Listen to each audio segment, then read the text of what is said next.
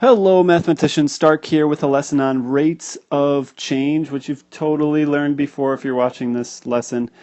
But we just want to make sure that we understand average rate of change, average speed, before we take on instantaneous speed. So just a quick situation for you. A penny is dropped from the top of a cliff, as you can see here with this gent with the cap, and this beautiful prairie behind him. It's so wonderful. So the question for us is, what is its average speed during the first 2 seconds of free fall? So really the thing we have to consider is slope, because you probably know that average speed is found by taking the distance traveled and dividing it by the time, 2 seconds, that has elapsed. But just a quick note on this free fall thing. Now if you are at a very high distance above the earth, you are probably aware that if you drop something, or if you're the one who's being dropped out of a plane, or that the wind is starting to affect you, and the faster that you go, the more air resistance tends to play a role in this. So what we're talking about right here, free fall, is when air resistance is absent or insignificant. That's what we call free fall. And when that's the case, we can use this simple equation to represent the distance traveled with gravity considered, y equals 16t squared. Okay, so when it's simple free fall, we use that equation. So we have this penny that's being dropped down, and it creates this sort of like path behind it, right? But pretty much we're going to consider it's a straight line. And then it, drops down and the water splashes. Okay, super. Now that we have this y equals 16 squared stuff, or let's make sure we know what the question is asking. During the first 2 seconds of free fall. Okay, average speed, got it. So we have this equation, and we want to find out when t equals 0, what's y. So we just plug it in, and we get 0. So I'm going to plot that over here, 0, 0.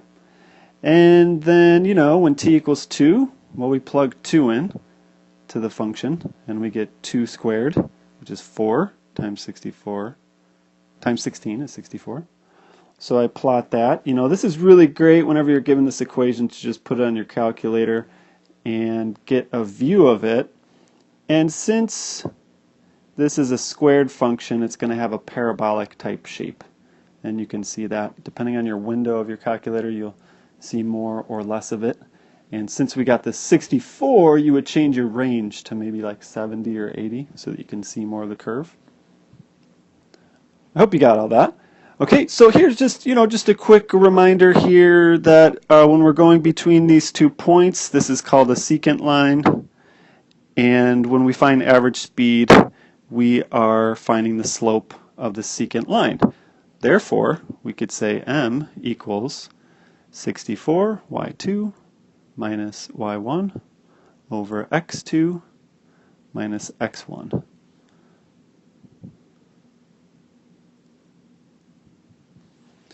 What does that mean? Okay, well, now we go back in context and we see what's the average speed. Oh, so 32 is the average speed. 32, not really given units. So, but this has to have units. Average speed, 32 feet per second. How about that? That means that the x-axis here is seconds and the y-axis is feet. So that, my special learners, is average speed. Now, for instantaneous speed. This is where we get into the calculus. So this is exciting for me, not for many. Sort of a tricky thing to get going, but once you got it, you could apply it to a bunch of situations. So, instantaneous speed, we end up with the same equation, but here's a new question. Find the speed of the penny at time equals 2. Key word, at 1 point. Instantaneous, at an instant in time. When you drive by that officer on the highway, he's getting your speed at that moment in time. So what we do here is we have our point on the graph, and if I were to put this over here, this would I kind of changed the graph a little bit, so I changed the window. So that's 2 comma 64, and that's the point that we're concerned about, okay? So what we do in calculus is we choose a point that's further along the graph or before that point on the curve, and we just plot a point. So I'm going to do it further along the curve, and I'm going to call that point 2 plus h. H can be interchanged with delta x. So let me write that. H is the same as delta x. And sometimes x is called a or something different. Usually those are the three things. It's x and delta x, or x and h, or a and x. I don't want to confuse you. Let's stick with the h. So now, just like before, we could find the slope between those 2 points, which would again be that secant line.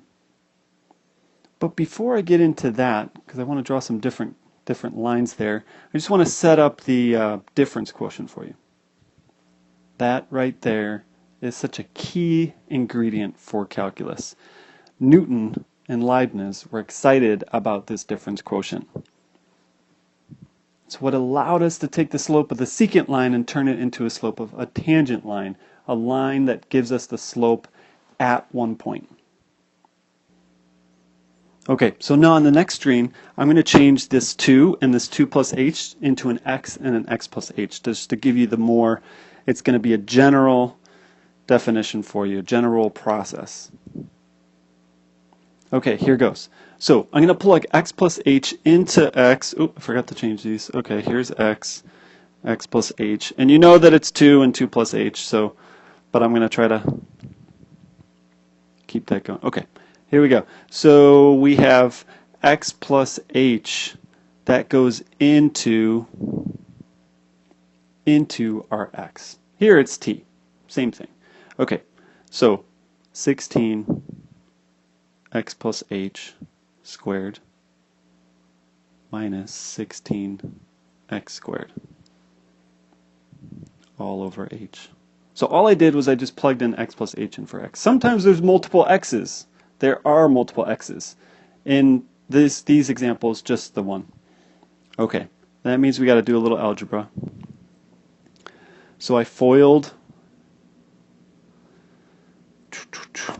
got this beautiful stuff, and then I multiply out everything. And what's going to happen most of the time is that you're going to get some things that cancel on the top, and that canceling process plus all the h's in common are what allows us to find the instantaneous speed. So this 16x squared cancels with this, and we end up with this expression here, which is still the average rate of change, which is still the slope of the secant line right here. So here we go. We're about to change from average rate of change to instantaneous in just a moment. So what we see right now is that there's an h in each of these items. What do you call these terms? Okay, so I'm going to factor out an h, and I'm going to say that that's 32x plus h. So now the instantaneous rate of change of this penny at time equals x is the limit as h approaches 0 of that expression. So what we're doing is we're taking this point and we're moving it closer and closer and closer to the point so that we end up getting not a green secant line, but a what's called a tangent line that literally just touches that point. Tangent means touch.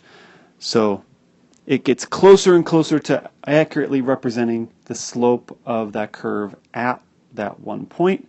So that means we just plug in 0 for h, and we get 32x And now this is the instantaneous rate of change at any x value, and our problem is asking for at x equals 2 or t equals 2. So our answer is 64, and if we use the same terms, the same units, feet per second. So just to connect it to the graph, I think what's unique about this is that this x value right down here on the bottom, it could be, or let's still call it 2, but the x plus h value, like h could have been 50. Therefore, that would be 52.